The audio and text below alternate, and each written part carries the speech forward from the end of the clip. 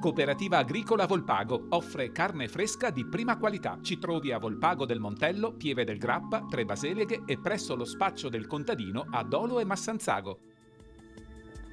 Bentrovati al meteo. L'atmosfera potrebbe risultare ancora instabile nella domenica di Pasqua con rischio di una locale variabilità. Vediamo insieme il dettaglio.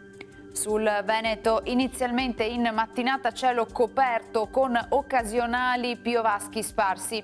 A seguire più sole con maggiori rasserenamenti. Possibile ancora qualche pioggia sui monti e fin verso le pianure limitrofe.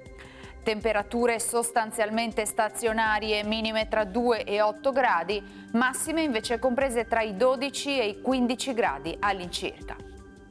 Spostiamoci ora sul Friuli Venezia Giulia.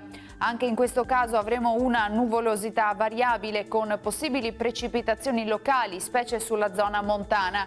Qualche rovescio pomeridiano anche in pianura. Altrove bel tempo. Temperature minime tra 1 e 9 gradi, massime sui 13-14 all'incirca. Infine diamo uno sguardo alla situazione del Trentino Alto Adige, dove avremo un'alternanza di sole e nubi e possibilità di alcuni deboli rovesci, specie sui settori meridionali della nostra regione. Temperature minime intorno ai 4-5 gradi, massime sui 15-16 gradi all'incirca. L'aggiornamento meteo per ora termina qui. A tutti voi gli auguri di una buona Pasqua.